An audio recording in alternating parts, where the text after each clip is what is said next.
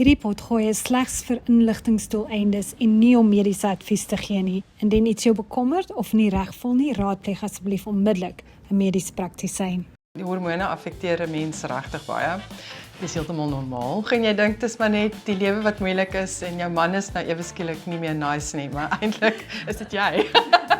Wat maak jou gat vol? By 6 op 50. We're crinkled, we're bionic through and through. We got steps for the heart, aids for the ears, and teeth that sleep in stew. We're creaky, we're leaky, but we're glad to be right here. Although I'd rather be 20 in the 70s than 70 in the 20s. Hierdie episode is geborg deur Probitech, 'n produk wat beide ek en Maritza gebruik. Hallo julle en welkom terug by Grys en Gatvol. Dit is mos hierdie baie besondere, enigste, eerste Afrikaanse platform wat aangebied word deur middeljarige vroue, soos 'n vrou soos jy, iemand wat nou al bietjie meer gesout is, iemand wat na kragtige jare ingaan. So baie welkom. Ek is Maritza Breitenbach. En ek is Melanie Verwoerd. Melanie, vertel 'n bietjie vir my, hoe was jou week? Enige iets hierdie week wat vir jou goed gatvol gemaak het? Ja, daar was iets. So, iets wat my so irriteer, is toe ek geleer bestuur het my pa my altyd geleer, mens sê dankie as iemand vir jou kans gee. So as daar twee karre nou in mekaar moet 'n kans gee, en jy gee vir daai 'n kans, dan sê jy mos nou dankie, reg? Jy steek jou hand op en jy sê dankie. Maar nee, deesdae lyk dit my is goeie maniere by die venster uitgegaan. So dit irriteer my so as ek vir iemand 'n kans gee en sê, kom jy, doodreg, al is dit eintlik my beurt om te gaan, kom maar, jy weet, jy kan maar ry, veral hier waar ek bly is dit baie nou paadjies, en dan ry hulle verby jou, asof daar, jy nou hulle reg was om net soort van te ry. Nou, ek het 'n vriendin, 'n buurvrou in my straat, wat sulke pragtige neon pink hare het, so jy kan haar nie mis nie. Sy is nog in haar 60. Ja. Maar sy draai so haar venster by voorbaard af, en dan hang sy so uit. En dan skree sy, as hulle nie vir haar dankie sê nie, en sy, jy's welkom. Ek begin dit ook nou doen. Ek sien dit so in my geestesoog. Ek het dit ook al gedoen, as iemand verby my stap, en dan die paadjie is min, en ek staan 'n bietjie terug, dat hulle voor my kan gaan, of so ietsie, Reg. dan sê ek self, en sê ek, ekskuus tog, dis 'n plesier, dankie. Ek doen dit ook maar so, ja, nee, ek kan dit so sien. Maar luister, julle ouens, moet ook vir ons wat weet wat vir julle gatvol maak. Julle kan ons gerus kontak, né? En stuur vir ons, vertel vir ons julle stories van wat jou up to here maak, iets wat jou moeg en gatvol maak.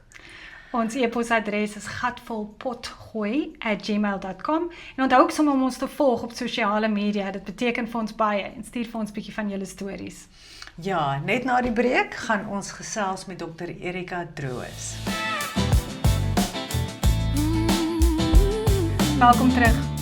Baie keer as vrouens hier so in hulle 30er jare is, dan begin hulle voel dat hulle heeltemal besig om te verander. Gewoonlik daarom eers hier so in die laat 30s.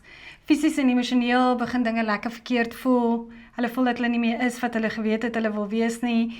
En baie keer is dit eers heelwat later dat vrouens agterkom dat dit perimenopause was.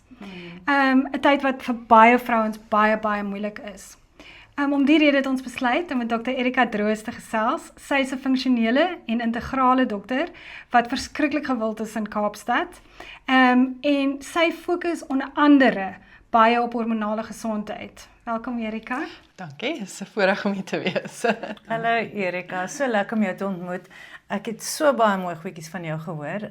Melanie praat omtrent van jou as 'n wonderwerker. So ja, dis vir my 'n groot voorreg. Ek hoor jy is net hier om die draai by Nieuweland. So dis fantasties, maar toe Melanie nou vir my gesê het van die integrale en funksionele dokter, dis my eerste vraag, wat is dit nou? Ek ken nou mos nou net van 'n GP.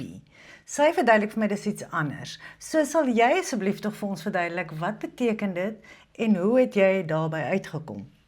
Ja, sekerlik. Dankie dat ek hier kan wees. Die manier hoe ek by dit uitgekom het, was ek het gewone medisyne studeer. Ek het by Vrystaatse Universiteit my opleiding gedoen. En na dit het ek aangegaan en 'n meestersgraad gedoen in algemene praktisyn, so ek's 'n spesialis algemeenes. Maar toe het ek oorsee gegaan vir werk vir my man en ons het in Munich in Duitsland gewoon. En daar het ek 'n siek baba gehad. My dogtertjie is daar gebore en sy was baie sieklik. En ek het daar bekend gestel geraak aan alternatiewe modaliteite.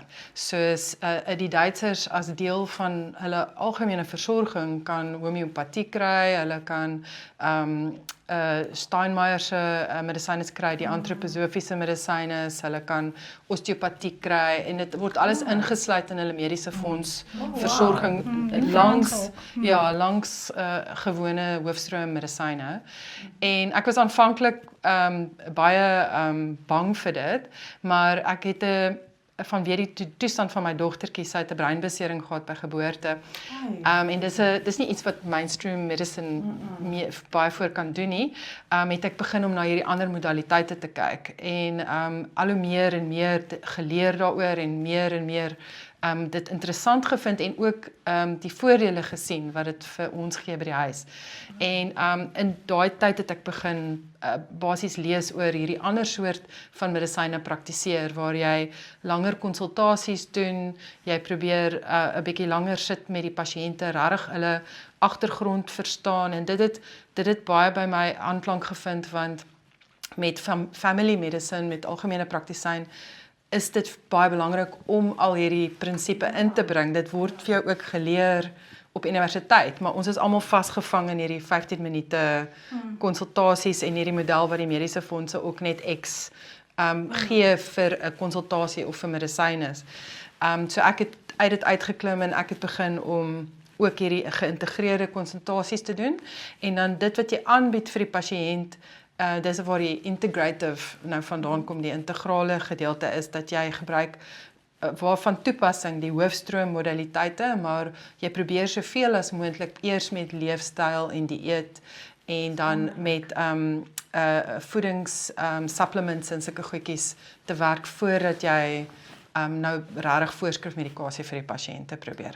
Dis wonderlik, maar ek is nou net 'n bietjie nuuskierig, Erika. Jy praat, was dit 'n dogtertjie wat siek was? Ja. Is sy okay en het jy nog kinders? Ja, ek het 2 kinders. Ja. My oudste is 20, hy is op Stellenbosch en jy dan eers 'n ekstra plooi doen. Ja, nee. Jy gaan jou geheime vir ons vertel. Ons moet daai hoor. Okay. Ja. Nee, en dan Emmaatjie het sy het cerebral palsy, so sy is 'n kwadriplegie en sy gaan na Vista Nova toe hierso in Pinelands, maar ons het baie goed gedoen met haar. Sy's in standaard. Ons praat nou nog in standaards, né? Sy's in standaard 7, so sy's graad 9 en sy studeer 'n gewone kurrikulum. Sy kan Afrikaans en Engels verstaan en sy kan nie praat nie, maar sy gebruik 'n komputer wat sy met haar oë beheer en sy doen al haar akademie met dit. So vir ons het nie gedink sy sal kan skool toe gaan nie. So vir ons het ons in 'n goeie plek geland. So ons is dankbaar. Wonderlik. Ja. So lekker om te hoor. Ai, lekker. Emmaatjie gee my sommer 100 vir. Ek is dankbaar. Dis waar, ek sing altyd jou lof, baie plekke besing jou lof. Vir my het jy oor die jare geleer om bietjie my lyf beter te verstaan en dit baie ernstig op te neem ook, jy weet, en ek dink veral toe die menopause nou begin soort van met my rond speel en so aan. So dis waar ons eintlik vandag bietjie wil praat, is veral perimenopause, want dis wanneer die oorlog soort van begin. Ja. Verduidelik gou 'n bietjie vir ons, wat is dit wat perimenopause is en op watter ouderdom kan dit begin? Want ek dink daar is ook 'n misverstand daar, nee, dat baie mense dink is eers hier as jou menstruasie te mekaar raak of in jou 50s of so iets. Ja, nee, dis presies die probleem. Ek dink vrouens besef nie dat hulle in die moeilikheid is, dan is hulle alreeds 10 jaar lank in die moeilikheid. Dis daai boiling frog. So jy swem nog en jy dink dis maar net die lewe wat moeilik is en jou man is nou ewe skielik nie meer nice nie, maar eintlik is dit jy. Maar ek dink actually dat mens kan huwelike red as jy vroeg genoeg begin om hierdie behandelinge te doen, want hormone affekteer 'n mens regtig baie.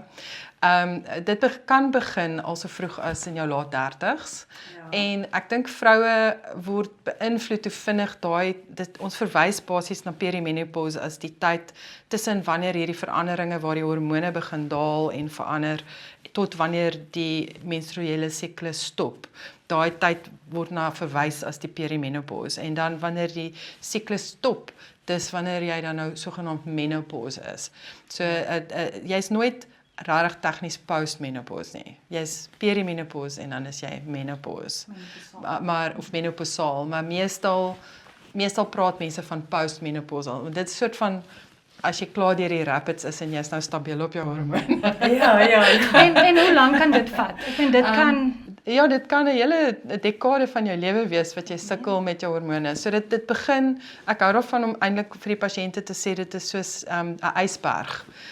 Dit begin in jou laat 30s en dan kan jy net die tip van die ysberg sien, maar teen die tyd wat jy hier by 48 kom en die hormone is nou regtig moeilik en jou period is all over the place en jy sukkel met warm gloede en dan is jy weer geïrriteerd en dan is jou borste seer, dan kan nie slaap nie, nagswete, die hele storie, dit is nogal 'n hele dekade van jou lewe wat dit al hoe erger en erger begin raak. Kom ons praat 'n bietjie oor van hy simptome, want ek het iewers gelees dat hulle sê daar's klassiek soort van 34 simptome. Ja. En dan dink ek is daar, maar ek het onlangs 'n stuk navorsing gesien wat gesê het, tot en met 100 simptome wat deel is van perimenopause. Ek dink vir my, ek word baie keer gevra wat was die ergste. Nou een van die ergstes was vir my die goed in my kop gebeur het en my gemoed gebeur het, jy weet. Die brain fog, dat ek skielik nie kan onthou wie is die president van die land in 'n politieke sessie wat my werk was. Jy weet, dit is skielik sit ek daar en ek en dat jy begin dink jy kry iets soos demensie. Ek dink ek het eendag by jou ook opgedaag en gesê, hier's groot fout as ons nou brain scans doen. Praat bietjie met ons daaroor en jy weet hoekom gebeur dit? So daar is baie simptome. Mens kan eintlik elke stelsel in die lyf vat en dan sal jy die veranderinge sien. So jy kan veranderinge in die brein sien en daar's actually nou 'n baie oulike boek wat uitgekom het so 2 jaar terug, The Menopause Brain deur Lisa Mosconi. Ja, baie goeie boek. Groot fan van haar. En sy het spesifiek gekyk na die dalende estrogen vlakke en hoe dit die brein affekteer, want estrogen is 'n baie belangrike neurotransmitter in die brein. So dit is nie net estrogen wat daal nie. Ek dink dis die ander belangrike ding om te verstaan. In jou laat 30s het jy eintlik nog baie estrogen. So jy kan nie dadelik net na die ginekoloog toe ry en sê gee vir my 'n voorskrif vir estrogen nie. Jy het eintlik ander hormone wat eers begin 'n probleem gee. So jou testosteroon vlakke en jou progesteroon vlakke begin eers minder en minder te raak en dan in die dekade wat nou kom totdat jy menopausaal is, gaan estrogen net baie stadig daal en dan gaan hy baie onreëlmatig word. Hy gaan begin piek en dan weer daal en dan weer piek en weer daal en dit word al hoe meer dramaties in daai paar jaar net voor dit alles stop. En dan is die estrogen net heeltemal weg. So daar's verskillende simptome wat gekoppel raak aan elke hormoon. So die estrogen simptome is dies wat ons almal nou baie goed ken, wat of dalk nie, maar dit is waar jy voel dat jy kan nie meer lekker goedjies onthou nie, veral korttermyn goedjies en ons praat van name en woorde en plekke. En daai ding waar jy kom in die kamer en jy weet jy het nou ietsie kom doen, maar jy kan nie onthou meer mooi wat nie. Of jy kan nie, jy weet, jy moet eintlik so half weer terugloop na die vorige kamer toe om te onthou wat jy nou weer gedink het voordat jy kan teruggaan. En dan ook dan die gemoedveranderinge wat saam met dit kom. Vrouens wat nog nooit angstig was in hulle lewe is ewe skielik verskriklik angstig of eenvoudig net 'n bietjie depressief. Mense dink jy is net besig om ouer te word, maar dit het baie te doen met jou hormonale vlakke. En saam met dit in die brein is dit dan ook die slaapregulasie wat gedisreguleer word. So in die vroeë perimenopause as gevolg van die lae progesteroon. Progesteroon is baie belangrik vir slaap want hy het 'n baie kalmerende effek op die brein. En wanneer jou progesteroonvlakke begin val, dan begin jy te vind jy raak lekker aan die slaap. Ja, want jy is doodmoeg. Ja, maar dan is jy elke uur daarna wakker. Of 3 uur in die nag. Ja, en dan lê jy en kyk vir die dak en jy kan nie weer aan die slaap raak nie of jy bly in so 'n half wakker, half slaap trance. Ja, ek het al 'n pasiënt gesien wat vir my gesê het sy mediteer die hele nag deur.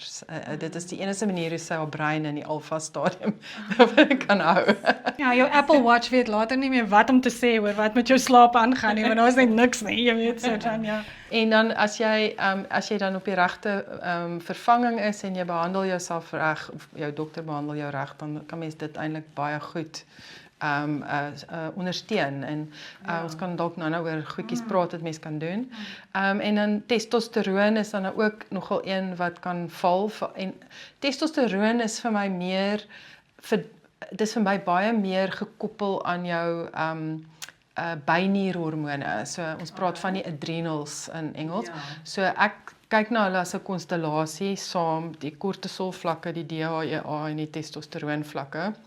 Wow, en, dit is regtig ja. geïntegreer. Ja, en so ek hou daarvan om basies daai 3 saam te moduleer en afhangend van waar die vrou is in haar proses, gaan sy 'n vlak van bynier onderfunksie hê wat dis nie die byniere self nie, ons noem dit hypothalamic pituitary axis dysregulation wat van die brein afkom. Maar ja. Sê dit gou weer. Nee, dit is 'n groot woord daai. Maar hydro? Dis die hypothalamus pituitary. Ja, next time. Ek dink die goed wat vrouens meer altyd soort van eerste van praat is goed soos warm gloede. Ja. Jy weet en so ek onthou toe ek soort van in die hoogte daarvan was, het ek tot 35 van hierdie warm gloede. Ek het eendag getel hoeveel keer het ek nou al warm gloede. En dit is natuurlik vreeslik uitputtend. So saam met die nie slaap. Ja. Die warm gloede. Hoekom kry mens warm gloede? Kom ons praat eers daaroor. Dit is nou meer 'n estrogens simptoom. So jy kan perimenopausale simptome hê sonder warm gloede al in jou vroeë 40s, maar dan soos wat jou estrogen vlakke begin daal gaan of in die oomblikke in die maand waar jou estrogen laag is, kan jy dan nou gloede hê. Die alarms begin afgaan. Ja, presies. Ja, so dit word maar gesien as deels die veranderinge in die brein, maar ook ons praat van vasomotor onstabiliteit, so dit maar te doen daarmee dat jou kapasiteit om temperatuur te reguleer. Dit is ook die hypothalamus. Ja, en daai het verander. En dit jou vermoë om jouself te reguleer in verskillende klimaatsomstandighede word 'n bietjie daai reikwyte word bietjie nouer. So dit is op die oomblik hoe dit verklaar word en estrogen beheer dit. So as jy vir vrouens dan estrogen gee, dan vat dit gewoonlik die gloede. Beslis, ja, dit maak dit definitief minder en so aan. Ek weet dan sou ook een wat ek dink wat vir my so moeilik was. Ek het vreeslik hartklopings gekry. Ek het selfs myself eendag na die hospitaal toe gery, na Medikliniek toe en gesê ek dink ek spesiaal 'n hartaanval te hê, jy weet, en dis 'n vinnige manier om jou in te kry, maar so hulle het my daar op 'n bed gesit met monitors en so en gesê nee. Jy weet, is jy dalk in menopause? So maar dis ook iets wat mense nie, daar's sekere simptome waar mense baie praat en ander wat hulle nie so baie daaroor praat nie. En daai laat jou voel dat jy doodgaan soms, jy weet. Ja, ek het nou net onlangs raak gelees oor hulle praat perimenopausal itch. Ja. En ek was nie bewus daarvan nie, maar ek kan onthou toe ek so gejuk het. Dis nou al 'n paar jaar terug hoor, maar ek kan onthou dat ek so gejuk en dan dink ek maar my vel is nie so droog nie, want ek het nou 'n bad gehad met alles wat ek kan, van olyfolie, enige ding, so my vel is moisturized, dit is sag genoeg, maar ek het so gejuk, en ek verstaan, dis een van daai, ook tekens, en dan praat mense van hulle frozen shoulders, Vertigo, wat ek baie gehad het. Maar weet jy wat, ek het nog altyd gedink, wanneer 'n vrou nou nie lekker voel nie, want ek het teruggegaan na my mediese geskiedenis en gekyk wanneer het ek 'n happy pilletjie gekry. En ek wonder, of was ek regtig depressief en of was ek net moeg en ek het nie myself gevoel nie. Ek wonder baie keer as 'n vrou na 'n dokter toe gaan wat nie so gefokus op hierdie goedjies is nie. Of ons baie keer gemisdiagnoseer word en sê hulle ja, ek verstaan jy voel nie lekker nie en jy is moeg en al daai ek dink jy's 'n bietjie depressief, kom ons gee vir jou 'n pilletjie. Gebeur dit nie baie keer Die nie? hele tyd. Dit gebeur die hele tyd. Ja, ek is so bly hierdie goeters kom na vore nou. Ja. Laat ons eintlik net beter na onsself kan kyk en mense meer kan inlig, want dit kan depressie wees, maar jy moet by 'n goeie dokter uitkom Ja. om vir jou die leiding te gee, ja. Ja. Maar ek dink jy moet bietjie meer daaroor praat want ek dink die navorsing wys ook dat veral dokters wat nie en mense het soms hierdie verwarring dat ginekoloë moet weet van hormone. Maar ek dink baie ginekoloë weet die basiese goed, maar nie regtig hulle bestudeer nie regtig menopause noodwendig nie. Ek dink dit het ook baie te doen met hulle die tyd wat hulle het om in 'n konsultasie te spandeer. So ek dink hulle werk onder 'n ander soort druk en so dis nie iets wat 'n uur vat in 'n gewone ginekologie praktyk nie en dis eintlik so half die tyd wat jy moet vat om regtig te verstaan het hierdie vrou 'n testosteroon aanvulling nodig of hoe gaan ons haar hormone aanspreek en so aan. So ek dink dit kan mekaar mooi aanvul. So net voor ons van die simptome afstap, wat is soort van die algemene simptome wat jy sien en wat is die nie algemene is nie, wat mense soms verwar en dan nie besef dis eintlik maar menopause nie? Wel die liggaamspyne is iets wat pasiënte hulle eindig op by ortopede en hulle kry kortison inspuitings. Word 'n reumatologie diagnose gegee en dan nogal groot medisyne is voorgeskryf en estrogen sê ek altyd vir die pasiënte is dis jou juicy hormoon. So dit is wat jou joints lubricate en jou vel mooi gehidreer hou. En dis wat jou hare mooi glad hou en al daai soort van goeters en ook jou oë dat jou oë nie so uitgedroog voel nie. Ook die vaginale mucosa, al daai areas word regtig goed gemoisturiseer deur estrogen, maar mense besef nie dis ook jou gewrigte nie. So dis ook die voete en die knieë en die skouers. Maar dit klink vir my nou fantasties. En nou ek het ook nou 'n stoute geneigtheid, maar nou hoor ek kom van my ouma af want ek hoor nou die dag sê 'n oom van my, my ouma was so lief vir 'n pil. Ek is nie lief vir pil, ek is sleg om dit te drink, maar hy sê, ouma was so lief vir 'n pil. As hy 'n pil opgetel het in die straat het sy hom gedrink. Maar nou wat ek jou wil vra, nou net wat ek nou dink van estrogen, daai is nou wonderlik. Ek vat nou 1 milligram estrogen. Kan ek myself oordoseer as ek nou sê maar ek wil nog ekstra glad en mooi en hare? As ek dit 2 ml drink, kan dit my nadelig beïnvloed? Ek dink ja. En ek dink dit is waar dit so belangrik is, dit is met hormone gaan dit altyd oor balans. So jy moet altyd seker maak dat jou progesteroon en estrogen in balans vir jou gegee word. En hoe ons gewoonlik dit monitor is oor die algemeen die riglyne doen nie eintlik bloedtoetse nie. Hulle beveel dit nie eintlik aan nie want hulle sê die bloedtoetse is baie onbetroubaar, hulle kan baie fluktueer. Maar omdat baie van ons functional dokters met bio-identiese compounded hormones werk wat basies opgemaak word vir die pasiënt op 'n spesifieke sterkte. Dan kyk ons maar, ek kyk maar na die hele konstellasie van bloede in die konteks van die pasiënt en klinies ook. Maar by die ginekoloog, as jy op 'n plek is waar jy nou nie 'n dokter soos ek het nie en jy het jou GP en jou ginekoloog, dan is dit baie belangrik dat jy jou ginekoloog gereeld sien en hulle doen dan 'n interne ondersoek gewoonlik met die sonar en dan kan hulle kyk of die estrogen die baarmoeder oorstimuleer of nie, want dis die ding waarvoor ons die meeste bang is, want dit kan lei tot kanker. Oh, I see. Ja. Alright, jy sien dis baie goed ons gesels met jou. Ja, en ook jy kan vir jouself weer soos 'n tiener maak. Jy kan hierdie seer borste kry en jy kan 'n bloeding kry van te veel estrogen. Ja. Ek dink die ander ding wat gevaarlik is en miskien kan jy daaroor 'n bietjie praat, is vir my is daar 'n risiko. Dis baie goed dat ons al hierdie simptome weet en ons kan miskien nog 'n bietjie daaroor praat nou. Maar die gevaar is daar dat mense ook dink dat alles is perimenopause. So daar's ook goed wat jy moet versigtig wees daarmee, reg? Ja.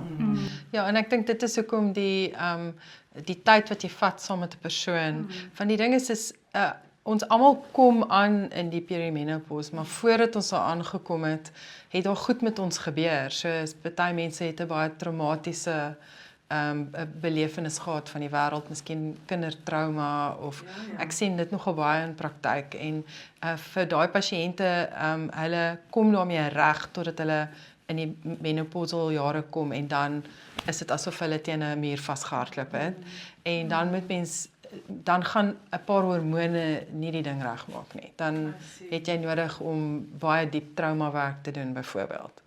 En byvoorbeeld auto-immuunsiektes het 'n manier om kop uit te steek in die perimenopause. So en hulle dit is gekoppel ook aan sekere hormone wat val. En ook hartvaskiekte kan 'n probleem raak want onthou estrogen en ook die ander hormone beskerm die hart.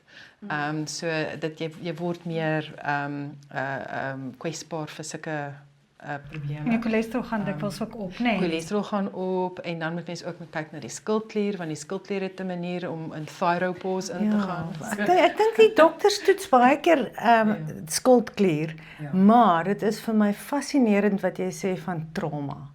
Want weet jy wat? Ek kyk nou na my kinders se generasie en die trauma waardeur hulle gaan in die tye ook waarin ons lewe. Een van haar vriendinne die maas vermoor. 'n ander iemand, jy weet my kinders self, jy weet iemand gaan dood in die familie of daar's verskriklike goeders wat gebeur met mense. Wat deur soveel trauma gaan met kindertjies, met babatjies, met geboortes, met afsterf van 'n jong man, 'n man wat kanker het op 33. So ek is so bly jy noem van trauma want so daai is vir my baie goeie inligting. Laat 'n mens eintlik by so dokters soos jy moet uitkom, 'n integrale funksionele dokter om te kyk na die hele pakket. Ja. Nee. Ja, nee, mens moet definitief na dit kyk. Jy kyk na die familiegeskiedenis ook. Jy kyk watter siektes loop in die familie, want jy wil ook nou nie behandelings gee wat miskien daai siektes gaan aanwakker nie. So jy kyk na dit en dan is daar ook goed wat gekontra-indikeer is, soos byvoorbeeld vrouens wat borskanker gehad het, byvoorbeeld sal jy nie nou hormone voorgee nie en jy sal miskien met ander modaliteite werk. Soos byvoorbeeld jy kan yoga doen om jou hormoonvlakke te beheer. Onder andere jy kan asemhalingsoefeninge doen om jou uit hot flushes uit te help en jy kan met ander supplements en medisyne werk om en krye ook werk om jou simptome te beheer. So ek meen as jy nou met vrouens praat en hulle kom by jou en hulle is maar ek vind elke keer as ek by Erika aankom dan huil ek eers 'n rukkie. Dit is soort van die praktyk, jy weet. En ek dink daar staan so 'n groot tissueboks op haar tafel, so jy weet. Ek weet soos by die sielkundiges, maar by haar staan dit ook sommer net daar, jy weet, want jy weet sommer. Ek weet deur die jare, wat dink jy is soort van die belangrikste ding, ook vir families? Hoe om 'n vrou want ek weet mans wat al baie vir my gesê het, "Joh, my vrou is in 'n monster verander. Ek ken haar nie meer nie. Ek weet nie wat hier aangaan nie." Jy weet soort van en ek dink is nogal dit vang nie net die vrou self nie, maar natuurlik mense om haar ook. Ek meen wat het jy deur al hierdie jare, wat is die belangrikste ding wat jy dink jy geleer het om vir vrouens self te sê? I mean, wat is daai stukkie padkos wat jy vir hulle kan gee op hierdie wat is die belangrikste ding? As jy net 1 of 2 goed vir vrouens moet sê wat in perimenopause ingaan. Wel, eintlik dink ek nou so vinnig aan 3 goeders. So ek dink die eerste ding is die vrouens dink regtig hulle is besig om van hulle koppe af te gaan. So die eerste ding is om eintlik vir hulle te sê dis heeltemal normaal. Dis wanneer jy huil. en dis okay. En ons kan baie vir jou doen. So moenie jouself so straf nie, want die vrouens wat by my uitkom is gewoonlik hulle moet 'n klomp balle in die lug hou. Hulle het 'n klomp potte op die stoof, hulle moet 'n goeie vrou wees vir die man, hulle moet die kinders ondersteun. En ons is dan daai sandwich generation ook met die kinders onder ons en dan die ailing parents bo ons. So dit is baie stres wat baie van hierdie vrouens moet dra, so om hulle dan 'n veilige plek te gee. Dit is vir my baie belangrik. En dan die tweede ding wat ek vir hulle sê is hulle moet begin om hulle self te herdefinieer. Dis eintlik my derde punt is ook saam met dit. So om te kyk na wie is ek, hoe gaan ek nou die volgende deel van my lewe aanpak?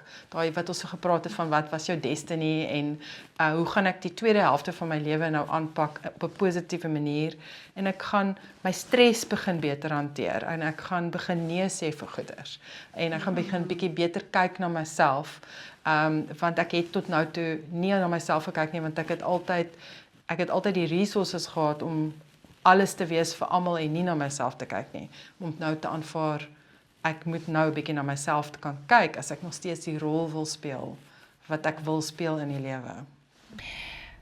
Maar nie baie vrouens, veral die wat meer in die platteland bly of buite die groot stede bly, nie baie vrouens het toegang tot 'n dokter soos jy nie. So as hulle baie sukkel met perimenopause en simptome waar ons nou al gepraat het, wat kan hulle doen? Wel daar's baie goed wat jy net uit die mediese industrie kan kry wat in jou dorpie is. So jy kan deur jou GP of deur jou ginekoloog kan jy 'n ondersoek kry. Die GP of die ginekoloog kan jou help om vas te stel, is dit perimenopause, is dit menopause? Deur bloedtoetse. Deur bloedtoetse maar ook 'n fisiese ondersoek en 'n geskiedenis. En dan is daar goedjies wat jy vir jouself kan doen. So as jy byvoorbeeld nog steeds jou maandstonde kry, kan jy byvoorbeeld met die pil byvoorbeeld jou hormone 'n bietjie beheer totdat dit 'n menopause tyd is. As jy nou al so ver is dat jy in menopause is daar baie mooi bio-identiese produkte op die mark wat die ginekoloog vir jou kan voorskryf. Jy moet net onthou om te vra vir bio-identiese of body-identical hormone, maar eintlik enigiets is beter as niks. Oor die toonbank nie. As jy nou in 'n dorpie bly en jy's nou daar, ek wil nie eers name sê van klein dorpies nie. En daar is nie 'n ginekoloog nie. En die ou dokter op die dorp is ook nou al in sy diepste in sy 70's en hy sal ook 'n hartaanval kry as jy kom sê dokter, my vagina is droog. So wat doen jy? Is daar enigiets wat jy by die kafee, by die apteek kan instap en ietsie vir jouself kry?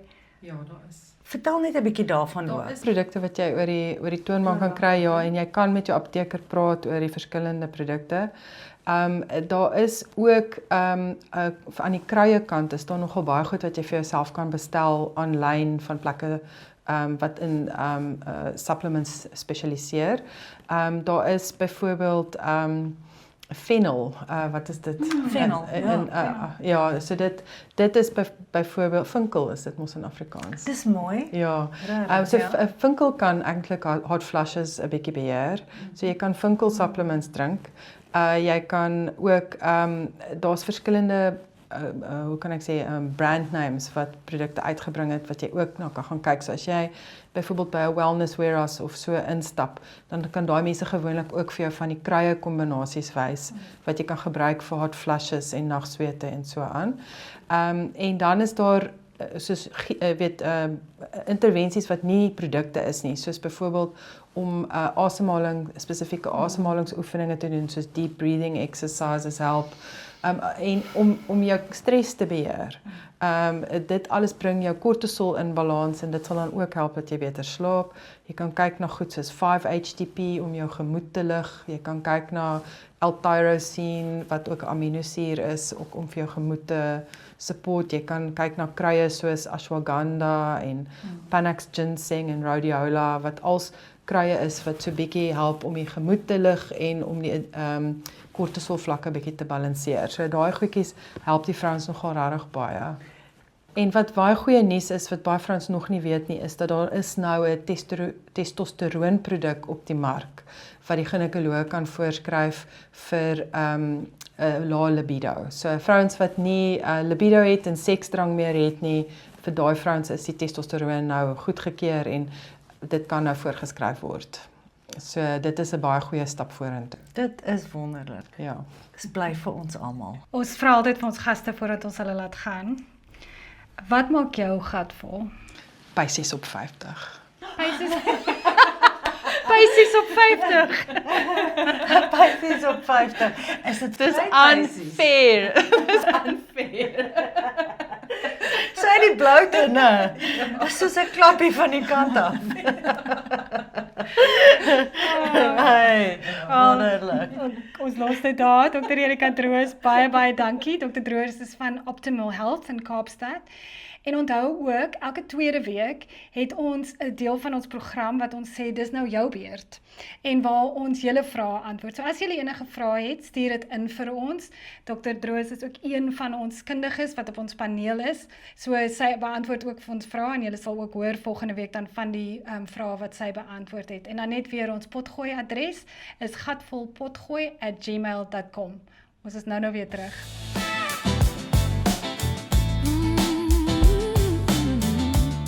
Ek skop graag my dag af met 'n heerlike, lekker smoothie met bessies en allerlei lekker goedjies in.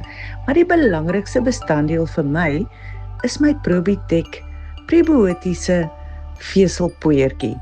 Net een klein sakkie gee my genoeg vesel, glutamien en spysverteringsensieme wat natuurlik wondere verrig vir my darmgesondheid. Wat kan nou makliker wees? En of beter? Dankie Probitek. Cheers! Luister, hoe wonderlik is dit nie dat ons in 'n tyd lewe waar vroue so bemagtig kan wees nie. Ons het toegang tot wonderlike inligting, ons kan enige beroep uitoefen, ons kan goeders navors net na hartelus. As ek nou terugdink aan Mary Ann Evans, wat moes skryf onder haar pseudoniem, haar skuilnaam van George Eliot, tyd het daarom so verander. Ons praat nou daar van die 18de eeu. So weet jy Melanie, wat ek so hou van George Eliot, en ek dink een van haar grootste literêre werke was seker Middlemarch. Sy het so wonderlike bydrae gelewer op politiese veld. Sy was nie lig in die broek en net 'n romantiese skrywer nie. Sy het wonderlike bydrae gelewer tot literatuur, van die beste in die wêreld. So ek lees baie graag van haar werk, maar as ek nou dink, hoe moes sy wegkruip en kon sy niks uitrig as vrou nie. So toe word sy George Eliot, hierdie bekende skrywer wêreldwyd to this day. En een van die goed wat George Eliot glo gesê het, is dat dit nooit te laat is om te wees wat jy kon gewees het nie. En dis 'n aanhaling waarvan ek en Maritza albei baie hou. So ons het besluit dat ons in die deel van ons potgooi elke week 'n bietjie wil gesels oor vrouens wat gesê het, dis nooit te laat om iets te doen nie. En hierdie week het ek besluit, my keuse is Pam Golding, 'n naam wat ons almal tog ken. Pam Golding was 48 jaar oud toe sy haar eiendomsbesigheid begin het. En aanvanklik wou sy nie gehad het haar naam moet daarop wees nie, maar gelukkig het haar familielede en besigheidsmense het vir haar gesê, nee, jy moet jou naam daarop sit. En sy het in die besigheid gebly en aanhou werk totdat sy dood is in 2018. Sy was 89 jaar oud en teen daai tyd het hulle al 300 kantore, 186 franchises, soos die Engelse sê, gehad, oor Afrika, en meer as 3000 mense het vir hulle gewerk. En twee stories wat ek regtig mal oor is, oor wat sy vertel het, is die eerste een gaan oor Nelson Mandela. Sy sê sy het een oggend 6:30 in die bed gelê wat iemand gebel het en gesê het, Nelson Mandela wil graag met jou praat. En sy sê sy het eers gedink, hulle praat, dis nou sommer net 'n grappie hierdie, en so aan, maar toe die volgende oomblik toe kom sy grove stem nou, jy weet, hallo, en op die foon aan die ander kant, dis is Nelson Mandela. En sy sê, toe spring sy pennetjie regop uit die bed uit, en sy hardloop en sy gryp haar japon, want jy kan mos nou nie met Nelson Mandela in jou nightie praat nie. Maar, die ander storie wat ek so baie van haar hou, is dat sy gesê het, sy is deur 'n joernalis, ek dink 'n Britse joernalis gevra op 'n stadium, as jy nou nie die suksesvolle besigheidsvrou was nie, wat sou jy nou eintlik wou gewees het? En sonder om te twyfel vir 'n oomblik, toe sê sy 'n kabaretdanser. Nee? En toe die joernalis se mond so effens verbaas om oopval en haar eie aangap, toe sê sy, hoekom nie? Ek hou van dans, ek hou van sing, ek hou van musiek. Diep in my hart wou ek maar altyd 'n showgirl gewees het, wat 'n groep meisies wou leer hoe om die choruslyn te dans, met visnetkouse en hoë hakke. Hoe lekker is dit? Is dit nie lieflik nie? Is dit nie lieflik? Ja, nou ja toe. Ek is Maritza Breitenbach. En ek is Melanie Verwoerd. En ons hoop dat julle 'n gatskop week het. Tot volgende keer. Ciao.